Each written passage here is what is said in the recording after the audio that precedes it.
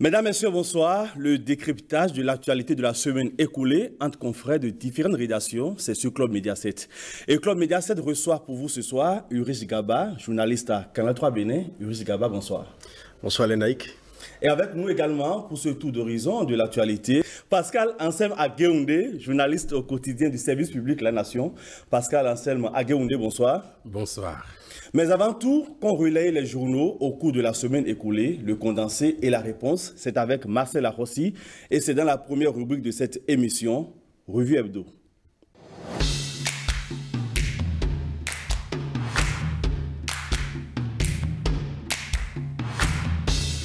Liberté de la presse, le Bénin perd encore des places. Le pays ne fait que reculer sur ce plan, a fait remarquer Matin Libre. Selon ces chiffres, le Bénin a perdu énormément de places ces dernières années, notamment quand le journal affiche par exemple que de 78e en 2016, l'on se retrouve à la 121e place en 2022, derrière le Sénégal, le Ghana, le Togo et d'autres pays de la sous-région. Sur 180 pays évalués dans le monde, le Bénin occupe la 121e place derrière la Jordanie.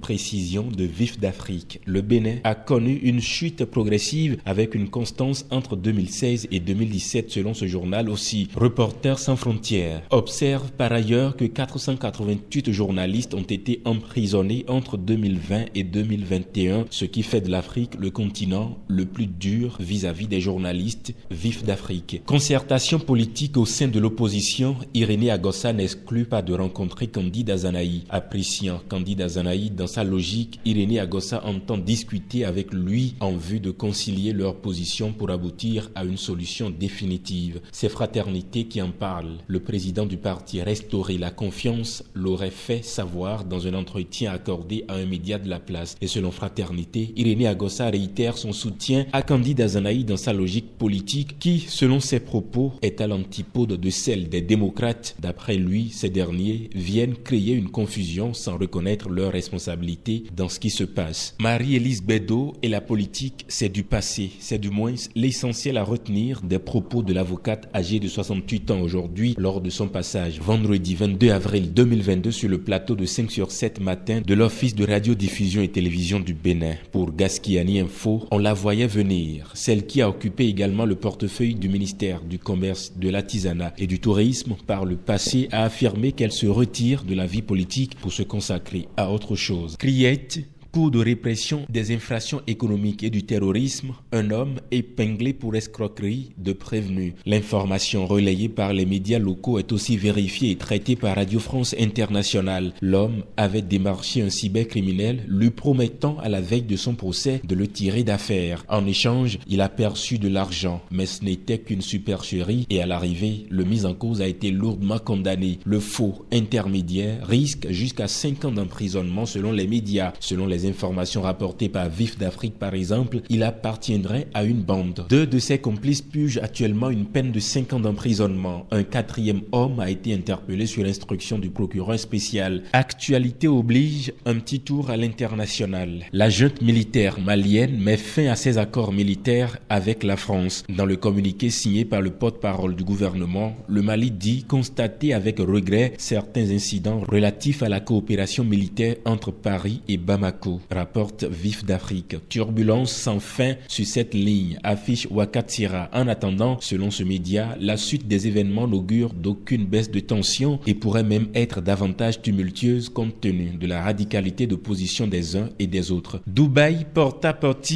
ou l'enrichissement dégueulasse de certaines influenceuses. C'est un gros scandale sexuel évoqué par Wakatsira ce mercredi. Des vidéos choquantes montrant des scènes obscènes et dégoûtantes circulant sur les réseaux sociaux accable les prétendues influenceuses qui disent se rendre à Dubaï pour des affaires. Ces images montrent des filles mangeant des excréments humains ou laissant leur partenaire leur déféquer dans la bouche pour de l'argent. Ces vidéos complètement ahurissantes de ces influenceuses qui acceptent des pratiques sexuelles inimaginables pour de l'argent émeuvent la toile ces derniers jours où des internautes rivalisent d'imagination et d'inspiration, certains avec des commentaires poignants, d'autres avec des témoignages. D'autres encore, revendiquant avoir été victimes, disent vouloir se lâcher pour soulager leur conscience et ne pas mourir avec ce qu'ils qualifient de lourd fardeau selon les fortunes diverses, innommables qu'ils auraient subies. Finissons avec la revue de quelques grands titres de la semaine. La primeur, partage d'héritage sans la femme au Bénin, l'Institut national de la femme plaide pour une loi corrective. Info Matin,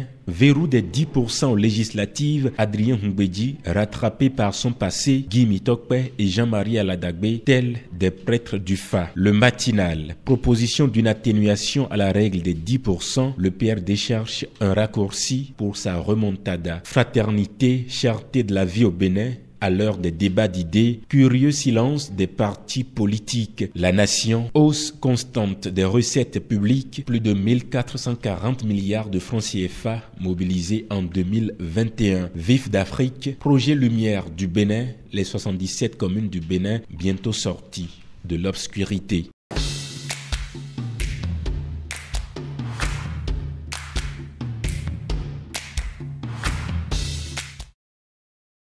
Ulrich Gaba, vous êtes dans l'exercice quotidien de ce métier. Le 3 mai dernier, c'était donc la journée internationale de la célébration de la liberté de la presse. Alors dites-nous au Bénin, quels sont les indicateurs positifs qui permettent d'affirmer qu'il y a quand même cette liberté? Merci Lénaïque. C'est vrai que depuis le mardi dernier, il y a beaucoup d'informations et beaucoup d'encre de salive par rapport à cette liberté de la presse. Il faut retenir d'abord une chose. Est-ce qu'aujourd'hui, le journaliste béninois a la possibilité de relayer des informations comme cela se doit? Oui. Est-ce que le journaliste béninois aujourd'hui a la possibilité de faire des commentaires? Oui. Est-ce que le journaliste béninois a la possibilité de faire des analyses, des critiques? Oui. Déjà à ce niveau, nous devons reconnaître qu'il y a un pas qui a été fait. Et si nous avons des journalistes qui ont la possibilité de commenter l'actualité, d'opiner, de faire des critiques, déjà à ce niveau, nous pouvons dire qu'il y a un grand pas qui a été fait. C'est vrai que Reporters sans frontières nous a notifié... On évoque pour l'instant les aspects positifs. Parce qu'à l'enseigne à Guéoundé, nous avons quand même une foultitude de fréquences radio. Il y a un fleurillet de titres qui paraissent au quotidien et la télévision qui se conjugue au pluriel. Autant de facteurs qui peuvent nous permettre d'affirmer que la liberté de la presse, elle est réelle au Bénin. Oui, il faut le reconnaître. Notre paysage médiatique est riche et varié, diversifié. Et ma foi, je pense que chacun est libre de son orientation, voilà, et de sa ligne éditoriale. Je pense que de façon générale, pour ce qui est de l'ouverture aux médias et l'accès aux médias, on peut dire qu'il y a une certaine liberté de presse. Je précise qu'en toute chose, la perfection est un idéal à acquérir vers lequel il faut aller. Donc, on ne dira pas que c'est parfait, mais il y a quand même les germes d'une certaine liberté de presse. À chacun de pouvoir tirer son épingle du jeu compte tenu de sa ligne éditoriale. Voilà. Vous évoquiez donc, Ulrich Gaba, les entraves à cette liberté. Les entraves, je ne parlerai pas en termes d'entraves, je dirais plutôt que j'ai suivi comme tout le monde le rapport de Reporters sans frontières qui relègue le Bénin avec un recul de 7 places. L'année dernière, nous avions déjà connu un recul d'une place. Et cette année, nous avons un recul de 7 places, ce qui veut dire qu'il y a un véritable problème. On se pose des questions. Et c'est justement en me posant cette question que je suis allé un peu plus loin dans mes recherches. Et je me suis rendu compte que c'est vrai qu'autrefois, on fait beaucoup plus attention aux exactions commises à l'endroit des professionnels des médias. Et c'est surtout ces aspects qu'on prenait en compte quand on parle de la liberté de presse. Aujourd'hui, par rapport à 2022, il faut reconnaître que Reporters sans frontières est allé plus loin dans les critères de sélection. Aujourd'hui, on prend même, le Reporters sans frontières a pris même en compte les conditions de travail de la presse en général. Est-ce que celui qui travaille, c'est vrai, est-ce qu'il est libre, mais est-ce qu'il travaille dans des conditions décentes? Est-ce qu'il arrive à jouir de son travail? Donc, ce sont ces aspects parce qu'il y a eu 5 critères qui ont été ajoutés récemment pour pouvoir évaluer. Donc, en tenant compte de ces 5 critères, je pense que Reporters sans frontières n'est pas totalement dans la marge. Il faut simplement dire que nous sommes en train de faire des pas pour améliorer la communication, plus précisément la presse au Bénin. Et ce qui se fait aujourd'hui a eu beaucoup d'impact à l'extérieur. Quand on regarde, quand on parle de la presse béninoise, il faut dire que la presse béninoise a bonne presse, si je peux m'exprimer ici, a bonne presse à l'extérieur. Et parce que nous arrivons à nous exprimer, nous arrivons à communiquer, nous arrivons à analyser et à critiquer. Et ça fait partie des valeurs fondamentales d'un journaliste comme cela se doit. Et si aujourd'hui, Reporters sans frontières est allé plus loin pour s'intéresser aux conditions de travail du journaliste, je pense que, comme l'a dit aussi le gouvernement d'ailleurs, ce sont des aspects que nous devons capitaliser. Effectivement, il y a des choses à améliorer, alors nous devons nous asseoir, voir avec la fêtière, c'est-à-dire la haute autorité de l'audiovisuel et de la communication, pour voir comment maintenant améliorer ces petits problèmes qui peut-être handicapent la qualité du travail qui se fait, parce qu'il faut reconnaître au Bénin, il y a des journalistes et je dirais même qu'il y a de très bons journalistes.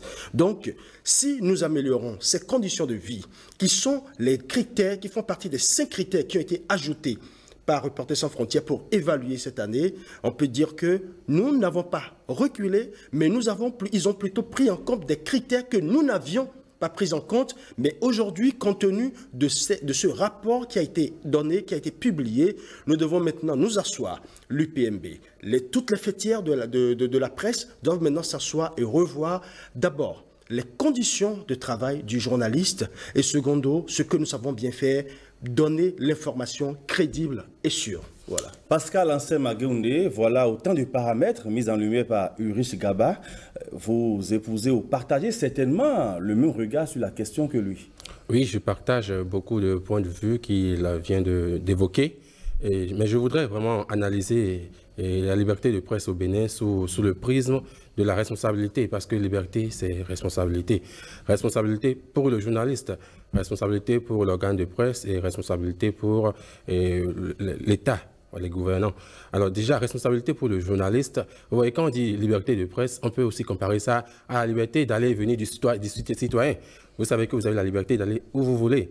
Mais si vous allez vous rendre sur le champ de guerre en Ukraine et que vous recevez des balles perdues, ne vous plaignez pas. Donc c'est pour dire que dans toute liberté, il y a la notion quand même de prudence dans toute liberté. Donc, il ne faut pas qu'on croie que parce qu'on dit liberté de presse, il faut que le journaliste puisse avoir la capacité de dire n'importe quoi quand il veut, et c'est à cela qu'il faut juger la liberté de presse. Non, même dans sa liberté, d'ailleurs un philosophe le dit, ta liberté est finie là où commence celle de l'autre. Voilà, il faut savoir respecter également la liberté de l'autre, respecter la loi, respecter les règlements et tout ce qui encadre la profession. Donc je pense déjà que c'est à cette responsabilité-là que le journaliste béninois doit travailler. Il ne faudrait pas que, après coup, après peut-être avoir subi les rigueurs de la loi, que le journaliste se plaigne d'un manque de liberté de presse, non, parce que peut-être il a fauté lui-même professionnellement. Déjà, on a des efforts à faire à ce niveau-là, essayer de travailler en ayant beaucoup plus d'égard à la déontologie du métier, à l'éthique. Voilà.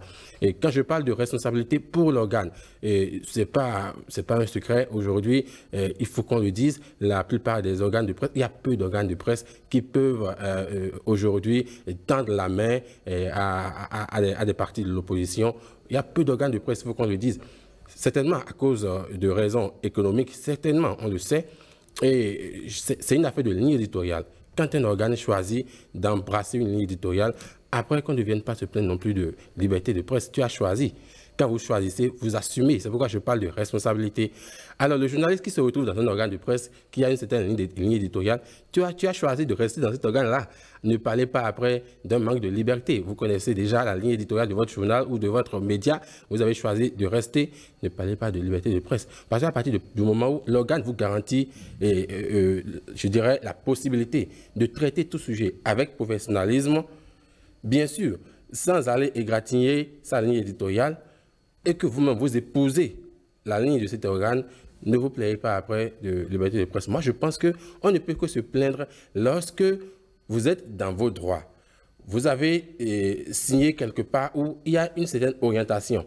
Vous suivez l'orientation, mais on cherche peut-être à vous mettre de bâton dans les roues ou à vous accuser pour votre travail que vous faites bien. Voilà. Mais si vous avez vraiment, vous êtes engagé à aller dans une ligne donnée, restez dans la ligne. Ma foi, c'est comme ça que ça se passe. Mais pour le journaliste, l'idéal, c'est de rechercher le juste milieu. On dit souvent, hein, c'est une citation latine qui dit que la vertu se trouve au juste milieu. Il faut rechercher le juste milieu entre ton organe de presse et toi-même. Le juste milieu. Comment faire pour concilier les deux? Faire en sorte que les faits que tu rapportes soient des faits vérifiés. Des faits qui sont vérifiables, en fait, dont tu as les preuves. Faire en sorte également que les faits que tu rapportes ne soient pas forcément des louanges. Je pense que c'est là où le journaliste va effectivement faire la différence. Même s'il est dans un organe de presse qui a une certaine ligne, il suffit de faire le juste milieu. Rester au juste milieu. Essayer de concilier ses valeurs et les valeurs de son organe de presse. C'est ça le défi pour le journaliste. Maintenant, par rapport à l'État, responsabilité de l'État, vous le savez, et liberté de presse, c'est aussi ça a un aspect économique également. Et depuis quelque temps, l'aide de l'État à la presse, c'est vrai que c'était géré de façon peu orthodoxe. Mais il faut reconnaître que ce n'est pas une raison pour supprimer l'aide de l'État à la presse.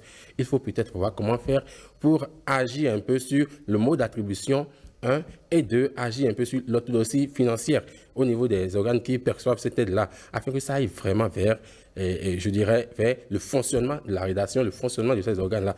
Parce qu'il y a vraiment beaucoup d'organes aujourd'hui qui peinent à vivre et qui sont obligés de subir. Et quand ils subissent, c'est que c'est les journalistes qui sont dans l'organe qui subissent.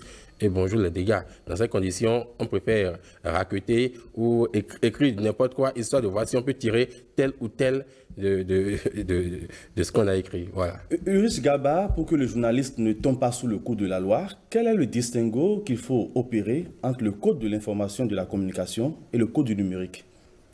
C'est une question qui est récurrente.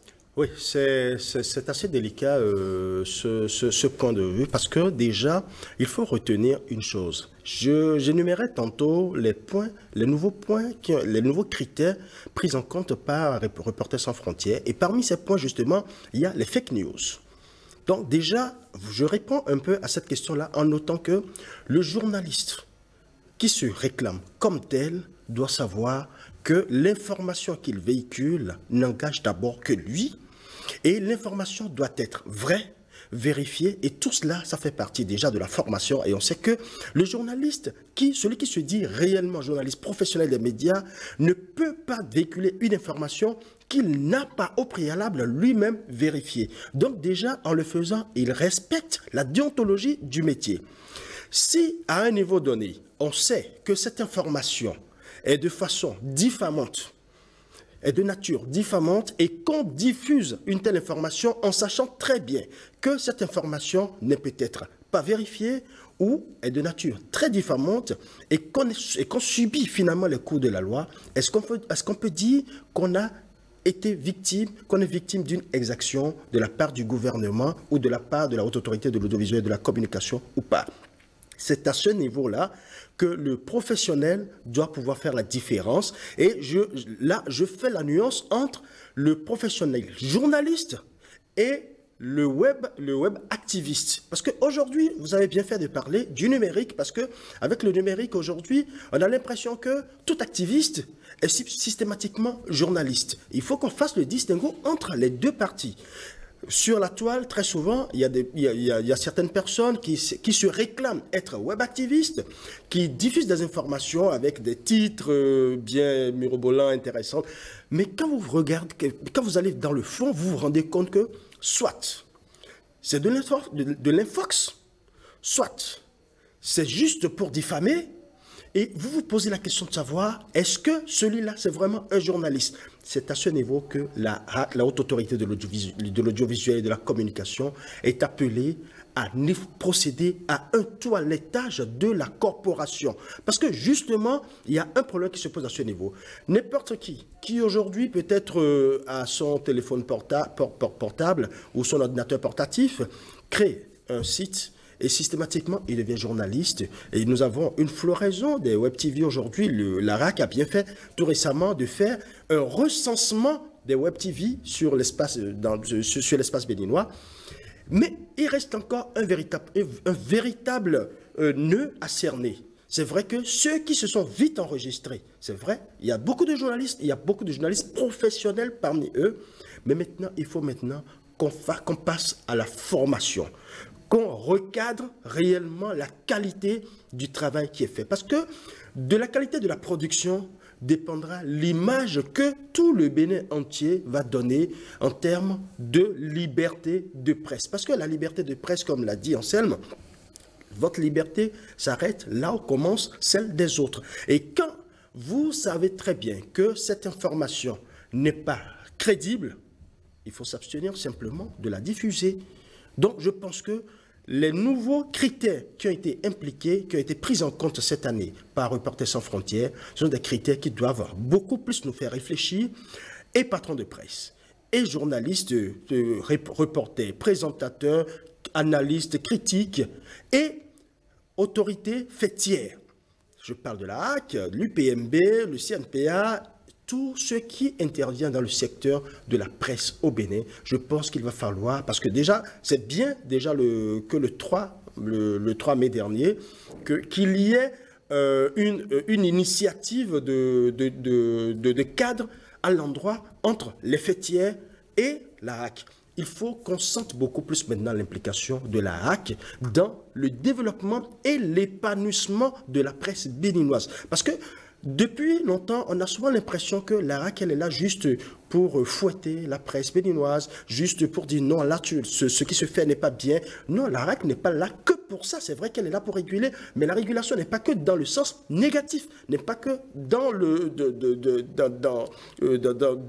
du côté négatif. Il faut aussi faire en sorte que si la HAC peut accompagner dans l'amélioration et l'épanouissement du journaliste, des conditions de vie du journaliste, je pense que nous gagnerons en place. Pascal Anselme Aguéoundé, Ulrich Gaba est dans une démarche pédagogique. Le web activiste n'est pas un journaliste. Bien sûr, et la distinction est de taille, parce que dans ce pays, on se souvient que les Gongoniens ont failli être confondus aux journalistes. La distinction est de taille pour pouvoir situer les responsabilités. Aujourd'hui, le journaliste se réclame de plus en plus être, je dirais, attriablement pénal par rapport au code de l'information et de la communication. Quand on parle de numérique, on pense tout de suite à ceux-là qui agissent sur les réseaux sociaux. Bien qu'aujourd'hui, les médias sociaux également, les médias classiques du moins, soient un peu plus présents sur les réseaux sociaux aujourd'hui, parce que c'est le numérique qu'il faut s'adapter, où il faut périr. Je pense que la distinction est de taille.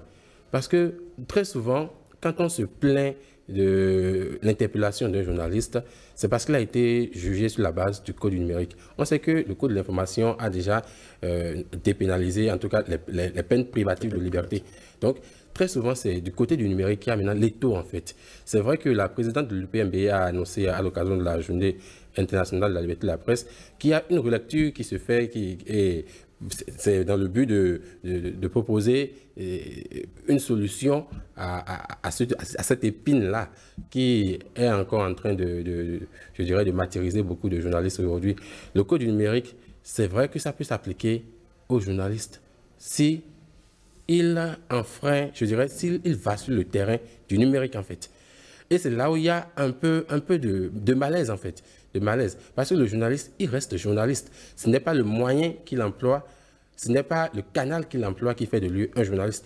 Si les journalistes professionnels ayant sa carte de presse, c'est pourquoi je dis c'est important de faire la différence, parce qu'un journaliste, c'est beaucoup de critères aussi. Et il faut être rigoureux sur ces critères-là. Il ne faut pas qu'on laisse la maison ouverte à tout venant. Il faut être rigoureux sur ça. Quand la personne prouve qu'elle est journaliste, il faut pouvoir vraiment juger cette personne-là sur la base du code de l'information. Voilà.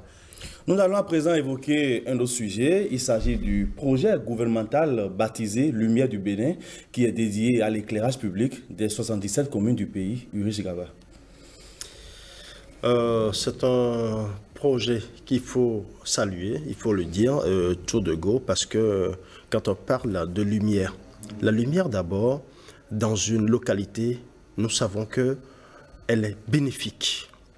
Et nous ne sommes pas sans savoir qu'il y a beaucoup de localités au Bénin qui jusqu'aujourd'hui sont dans l'obscurité. Il faut avoir le courage de le dire.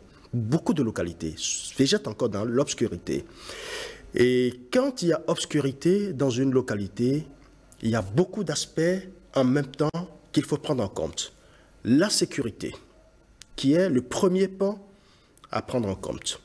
Le deuxième aspect, c'est l'aspect économique. Parce que quand il n'y a pas de lumière dans une localité, dans une région, vous allez remarquer que déjà, à partir d'une certaine heure, tout se calme et chacun regagne son domicile. Mais quand vous faites la nuance, quand vous faites déjà la différence entre, vous regardez la différence entre les villes qui sont dites grandes, parce que bénéficiant d'assez de lumière, d'assez d'éclairage, la vie s'anime jusqu'à des heures indues de la nuit. Ce qui veut dire qu'il y a floraison, il y a commerce, il y a activité. Dans le même temps, la sécurité y est. Quand aujourd'hui le gouvernement décide d'alimenter les 117 communes, nous parlons là de plus de 1600 km de voirie à prendre en compte, c'est pas peu. Et déjà, ces villes, ces localités, ces arrondissements, parce que ce qui m'intéresse, c'est beaucoup plus ces arrondissements, les grandes artères de ces arrondissements. Ce qui veut dire que je prends un village peut-être de Lalo, qui peut-être n'avait pas de lumière, à 19h déjà, tout le monde rentre, et puis difficilement on arrive même à apporter des voix parce qu'on a peur de se faire braquer ou de se faire truander. Mais à partir de cet instant, vous allez remarquer que la police pourra mieux faire son travail d'abord de sécurité. Les populations elles-mêmes, compte tenu du fait qu'il y a plus de lumière dans ces localités, les populations pourront mieux se sentir en sécurité, à l'aise. Vous n'êtes pas sans savoir qu'il y a beaucoup de magasins qui s'animent jusqu'à 23h, jusqu'à 22h. Le boutiquier qui, par exemple, le tenancier de boutique, qui, par exemple, a l'habitude de fermer à 19h. Aujourd'hui, avec la lumière, lorsque ce sera fait, parce que c'est un projet qui va durer, qui sera réalisé sur 3 ans, d'après ce qui a été retenu. 36 mois. Quand ce sera fait, vous imaginez que le tenancier de boutique qui fermait à 19h, parce qu'il n'y a pas de lumière, ou à 20h parce qu'il n'y a pas de lumière, peut continuer à faire son commerce jusqu'à 22h, 23h. C'est un plus. Donc, l'obscurité créait un manque à gagner. L'obscurité créait l'insécurité. Aujourd'hui, avec ce projet vastissime, moi je pense que c'est à applaudir, Je quitte à suivre le projet de près, de sorte à ce que les artères qui ont vraiment besoin de cette lumière puissent vraiment l'obtenir. Seulement, il y a un bémol. Nous parlons beaucoup plus de lampadaires solaires. Nous savons parce qu'on a dit lampadaires solaires de dernière génération. Nous avons vu par le passé des lampadaires solaires qui ont été installés sur la voie de Pau à Rosan. Et les populations, de par leur incivisme, sont venues enlever des batteries de ces lampadaires solaires. Donc, si on doit... Il se pose un problème d'éducation citoyenne. Il se pose un problème d'éducation citoyenne. Donc, si aujourd'hui, on doit penser à installer des lampadaires solaires, il faut que ce soit fait de sorte à ce que les populations ne puissent pas les vandaliser. Mais aussi, il faut mettre les autorités locales à contribution, les autorités communales et locales à contribution, pour qu'elles sensibilisent les populations afin qu'elles comprennent que ce qui est en train d'être réalisé, c'est pour le bénéfice de tous, et celui qui ira vandaliser doit payer pour ce qu'il est en train de faire. Et l'autre aspect aussi, vous savez que souvent qu'il y a manifestation chez nous, il y a des soulèvements, on a tendance à tout casser, on se dit il faut vandaliser les biens publics. Il faut que, avec ce projet qui est en train de venir, que les populations comprennent que on peut se fâcher contre l'État central. On peut se fâcher contre le maire. On peut se fâcher contre telle autorité ou telle autre. Mais il faut faire en sorte de ne pas mettre en mal les efforts du développement. Parce qu'au final, c'est nous et nos enfants qui payeront pour les dégâts. Vos idées sont bien lumineuses sur la question. Pascal Ansem-Agueoundé, le projet intègre également les postes de péage et puisage de Arroson, de Pédéport et autres. Je voudrais d'abord faire mien tous les commentaires de mon confrère que je trouve très pertinents sur la question. Alors, parlant des postes de péage, naturellement, c'est toujours la chaussée, c'est la continuité de la voie, c'est toujours pour la sécurité. Comme on le dit, la lumière éclaire, dissipe les hommes, et faire rayonner. Voilà. Je pense qu'il y va de l'intérêt de la nation et de tous les citoyens que ce projet-là puisse être réalisé. Parce que, vous savez, moi, je voudrais simplement prendre un exemple qui est plus proche de nous. Quand vous faites l'expérience de passer sur la chaussée de Calavi, vous quittez Kouta et vous arrivez vers Godomé, un peu vers 22 h, il faut écarquiller les yeux. Pourtant, on n'est pas si loin de Cotonou, hein. Il faut écarquiller les yeux parce que vous ne savez même plus où commence les terres plein centraux. Vous ne savez même plus où ça commence. Il faut écarquiller les yeux. Et dans ces conditions, ce n'est pas vraiment le développement. Ce n'est pas encore ça. Je pense que c'est un projet qu'il faut applaudir. C'est l'État qui prend le devant des choses et essaie d'aider toutes les communes du Bénin à avoir la lumière un peu partout. Dans les postes, pour revenir à la question, dans les postes, c'est une autre réalité parce que tout près ici à Roson, quand vous allez tout près ici à Roson, ce n'est pas assez éclairé la nuit. Non, du tout pas. Du tout pas. Et laissons encore les problèmes de trafic qu'il faut aussi revoir. Parce que forcément, un tel projet amène à améliorer un peu aussi le trajet. Et c'est pourquoi je pense que c'est un projet où nous gagnons beaucoup en fait. Nous gagnons beaucoup non seulement pour ce qui est de l'éclairage, mais également pour ce qui est de la chaussée, du réfectionnement, de la réhabilitation de certaines chaussées afin de leur permettre d'accueillir ces infrastructures-là. Et l'autre paramètre, c'est la sensibilisation des populations riveraines qui sont souvent cause des dégâts et des vandalismes. Il faut qu'on comprenne que c'est notre chose. C'est notre chose. L'État travaille pour nous. Ce n'est pas la lumière de Patrice Talon. C'est la lumière, ce n'est pas la lumière de Patrice Talon, mais c'est la lumière de tous les riverains. Le projet est justement baptisé Lumière du Bénin. Ah ouais, Lumière du Bénin, c'est ça. On a tendance à dire Patrice Talon, c'est pas de vous Patrice Talon. C'est le projet de Patrice Talon. Voilà. Vous entendez parfois dire la route Patrice Talon. Même pour indiquer aujourd'hui, on peut vous dire quand vous allez à Calavi, Kouta, la route Patrice Talon. Alors, Pascal Anselme Agueoundé, cela va favoriser aussi certainement l'essor des activités commerciales la nuit. Bien sûr. Pour les bonnes. Pourquoi je faisais bien tout à l'heure tous les propos de mon confrère. Bien sûr, parce que comme il a décrit tout à l'heure, il y a beaucoup de personnes qui rentrent tôt pour raison de sécurité d'abord. Et deuxième chose, parce que pratiquement, de façon réelle, ils ne voient plus en fait. Et il faut plier bagage. Voilà. Alors qu'ils ont encore du potentiel en termes de clientèle en fait. Des personnes qui ont peut-être encore besoin de leurs produits à cette heure-là.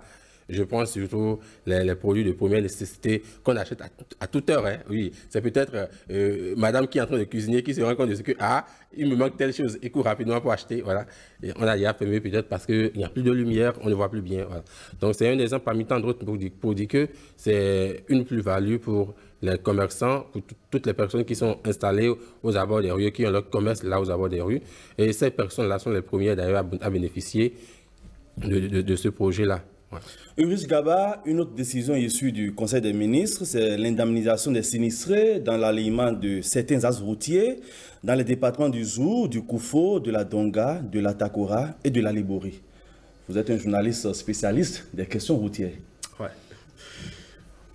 Il faut dire que j'ai un peu souri la dernière fois quand j'ai lu la manchette de La Nation, le visage du hautement social. Mais effectivement, vous savez, nous sommes venus à une étape où il faut avancer. Il faut avancer. Et c'est normal que quand il y a infrastructure, réalisation d'infrastructures dans une localité, on ne peut jamais faire des omelettes sans casser les œufs. C'est normal que certaines personnes subissent les désagréments de cette réalisation-là. Mais dans le même temps, c'est aussi normal et à la limite humain et social qu'on essaie de soulager les peines de ces personnes-là qui subissent les désagréments de ce qui devrait faire le bien collectif. Donc, je pense que le chef de l'État a bien vu en pensant à dédommager ces personnes qui seront impactées par les réalisations, par ces différentes réalisations. Certaines personnes vont partir, il y a des maisons qui vont partir, certainement. Il y a des maisons, il y a également des boutiques et autres. Il y aura tellement d'infrastructures qui seront peut-être dégagées parce qu'elles se retrouvent dans l'emprise de ces infrastructures à réaliser. Mais dans le même temps, quand vous savez que dans le même temps, on vous appelle pour vous demander écoutez, c'est notre bien commun, nous pouvons améliorer les choses. Ce n'est peut-être pas exactement ce que vous auriez peut-être à voir, mais avec ceci, essayez de comprendre que c'est votre participation au développement du pays. Ça fait un peu mal, certes quand ce n'est pas exactement la justesse de ce qu'on aurait voulu, mais dans le même temps, on est quand même soulagé en se disant, tout au moins, on a pensé à m'aider, on a pensé à me soulager. Moi, je pense que nous sommes effectivement dans le social. Je ne dirais pas que nous sommes déjà dans le hautement social parce que nous attendons encore beaucoup du président Patrice Talon. Donc, pour l'instant, je dirais que nous voyons déjà le visage du social, mais nous attendons toujours le hautement social.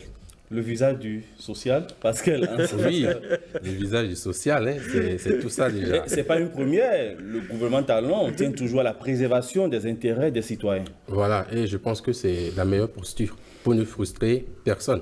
Bien que, il faut le dire, l'État a la superpuissance et l'État peut t'arracher à tout moment ce qui lui appartient en fait. Absolument. À tout moment, mais c'est toujours bien de le faire dans les règles de l'art et de pouvoir rendre à chacun ce qu'il lui faut. Surtout dans un contexte de précarité où pour la plupart du temps, ce n'est pas de grands immeubles, vous voyez, voilà, pour la plupart du temps, c'est vraiment des maisons, je pense, de personnes qui sont modestes en fait. Donc, il faut vraiment concilier un peu et voir dans quelle mesure leur faciliter la tâche dans leur relogement ou dans le relogement de leur commerce et tout. Et c'est la bonne posture que de chercher à les indemniser. Il y a une chose que j'ai souvent reproché à ce gouvernement-là, mais qui de plus en plus est prise en compte, c'est un peu l'anticipation sur les résistances. L'anticipation sur les résistances. Quand vous menez tout programme, il y a toujours des résistances. Que vous le voyez ou non, vous allez déranger des habitudes. Mais il faut savoir anticiper sur la résistance. Et c'est ça, ça participe de l'anticipation sur la résistance. Quand tu sais, en ton âme et conscience, que on veut prendre ce qui m'appartenait pour en faire un bien public, mais je ne suis pas lésé, je serai relogé. Toi-même, si tu avais peut-être 100% de violence en toi, ça te ramène quand même à 10%. Parce que tu sais que d'une façon ou d'une autre, tu ne repars pas à zéro en fait. Et c'est dans ce sens-là qu'il faut encourager le gouvernement pour qu'on soit toujours dans cette posture-là, d'anticiper sur la résistance quand il y a de ces genres de projets où on est obligé d'arracher aux citoyens ce qu'il a pris l'habitude d'appeler sien. Je vous sais journaliste et juriste à la fois. C'est vous qui parlez d'expropriation pour cause d'utilité publique. Bien sûr, c'est ça. C'est ça qu'on parle. Parce que quand il s'agit d'expropriation pour cause d'utilité publique, il faut forcément que l'on pense aussi à l'aspect de pouvoir payer les indemnités. Voilà, parce que c'est ça la contrepartie en fait. Si c'était quelqu'un qui se lève, c'est déjà un bien public, il se lève, il vient, il met sa bâtisse sur ça, on peut lui arracher ça à tout moment, sans chercher même à le dédommager. Ça, c'est normal. Ouais. Mais là, pour quelqu'un qui a pris l'habitude, qui est resté, il a l'habitude de dire, c'est chez moi ici. Vous connaissez le Béninois tient à sa portion de terre, c'est chez moi ici. Ah ouais. Alors quand vous lui arrachez son chai, il faut pouvoir quand même le dédommager et lui permettre de se reloger très vite. Intéressons-nous à présent à l'actualité hors de nos frontières, c'est dans Interactu.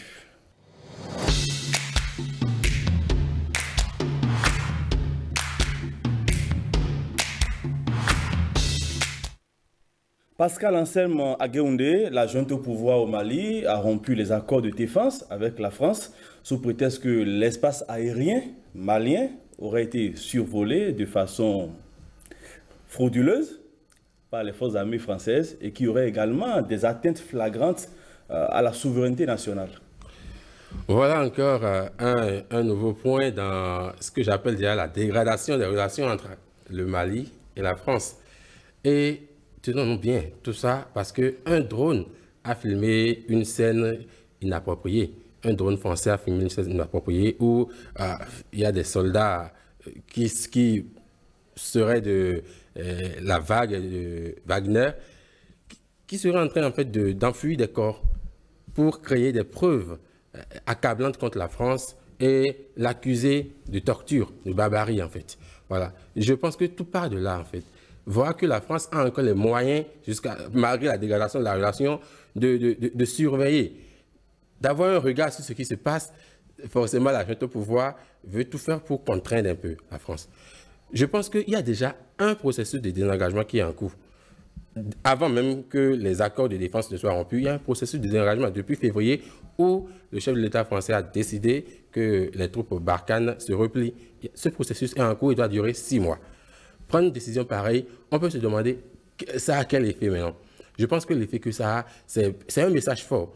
Un message fort pour montrer à quel point la situation a déjà, je dirais, s'est empirée et à quel point le Mali ne veut plus entendre parler des forces françaises sur son territoire, y compris tout ce qui pourrait être lié à des espionnages ou encore à, je sais pas, empêcher en fait la France de s'ingérer encore dans tout ce qui est militaire. Parce que quand on dit drone, vous voyez, c'est des outils d'espionnage.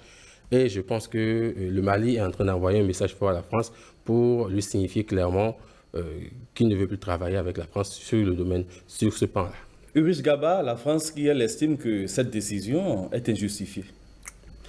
Ben, c'est normal, nous assistons depuis plusieurs jours à une guerre de communiqués entre les deux parties. Il y a le Mali et le Mali qui envoie son information par communiqué, la France aussi qui envoie son information par communiqué. Il faut simplement faire retenir une chose. Cet accord qu'il vient de signer n'est que simplement la continuation d'un processus enclenché depuis plusieurs mois. Aujourd'hui, on peut dire que le divorce est en train d'être consommé tout doucement entre le Mali et la France.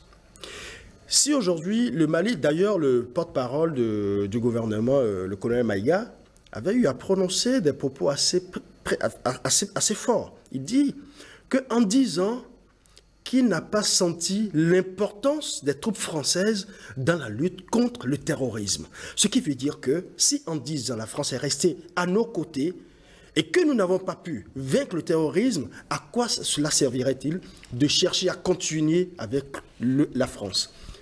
C'est aussi une phrase qui implique une autre version. Il se peut que ce soit « essayons autre chose pour voir ».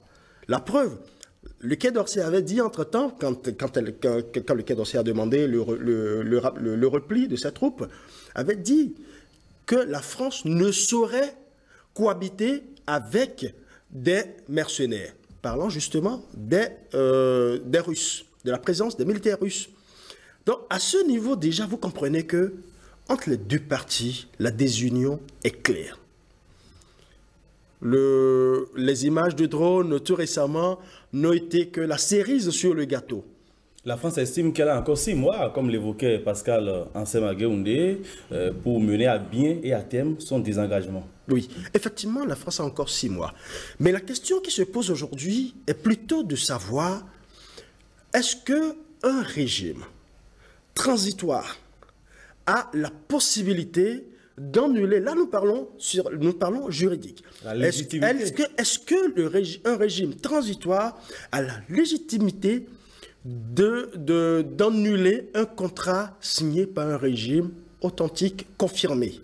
Il y a un problème qui se pose à ce niveau-là. C'est vrai que la junte au pouvoir aujourd'hui s'arroge toutes les prérogatives d'un gouvernement accepté. Mais à partir du moment où il y a des unions entre les deux parties, on se pose la question de savoir jusqu'où ira cette désunion. Cette désunion sera amplifiée par quoi? Parce que là, actuellement, quand on parle des mercenaires, qu'on ne peut pas vivre avec, cohabiter avec des mercenaires, on comprend déjà qu'il y a un problème entre deux puissances qui se disputent un État. Donc, le véritable problème se pose en termes de comment tout cela va se terminer et qu'est-ce que la France s'apprête à faire. Parce que 6 mois, dire que nous avons encore 6 mois pour nous désengager complètement, ce qui veut dire que la France a encore la possibilité de survoler son espace, l'espace qu'elle occupait justement. Elle a encore la possibilité d'envoyer d'autres images à part tout ce que nous avons déjà vu jusque-là. Et puis, le Mali qui dit toujours que la France survole illégalement son espace aérien. Donc, il y a un problème. Il y a un problème de souveraineté qui se pose avec le Mali. Et de l'autre côté, on estime que on est en train de cacher des vérités à l'opinion publique, à l'opinion internationale. Des deux côtés, comme je l'ai dit, c'est une guerre de communiqués. Nous attendons de voir. Nous attendons de voir. Dernière escale de cette émission, les potins de la toile.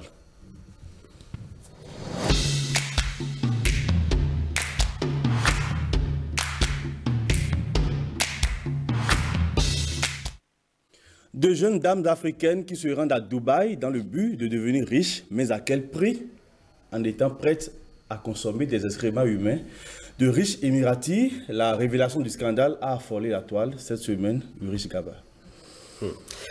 J'aurais vraiment aimé ne même pas opiner sur ce dossier parce que les images que nous avons eu à voir sur la toile sont assez scabreuses.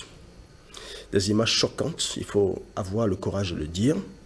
Et à la limite, c'est l'Afrique qui est déshonorée. Toute l'Afrique est déshonorée par ce que nous avons vu.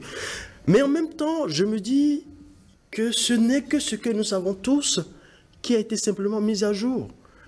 Parce que c'est un secret de polichinelle pour nous tous que très souvent nos sœurs vont à l'extérieur, estiment, se retrouvent dans des conditions inhumaines. Il y a eu des voix qui ont décrié ce genre de phénomène bien avant. Il n'y a rien eu. Mais aujourd'hui, ce sont les dernières images avec des femmes qui avalent ce que vous comprenez, qui ont beaucoup plus alarmé, qui sont une vidéo devenue virale sur la toile. Cela pose un problème d'abord de dignité et un problème de cupidité, de mégalomanie. Nous sommes venus, en fait, nos sœurs africaines sont venues à une étape où c'est la logique de tout pour avoir tout, peu importe ce que cela va donner. Peu importe ce que cela va donner, c'est déjà l'image que nous sommes en train de voir, l'éducation que nous donnons à nos enfants et l'éducation que ces images-là nous incitent. Parce que ce sont des influenceuses, des femmes qui autrefois, il y a encore quelques semaines, sur la toile, étaient considérées comme des exemples. Pas seulement de femmes d'affaires, mais quand on dit « je suis femme d'affaires » et que je montre mes atouts, mes acquis, c'est que je veux être un exemple. Et ces femmes qui se disent être des exemples, on se rend compte qu'elles n'en sont pas une. Et à partir de cet instant, on se pose la question de savoir qui est le repère et qui peut-on suivre en termes de repère. Et ce problème que nous avons suivi, qui a créé un véritable ouragan sur la toile, met à nu un autre problème que nous devons déjà commencer par corriger, pas au niveau de Dubaï, mais plutôt déjà au niveau de nos pays, de nos États africains.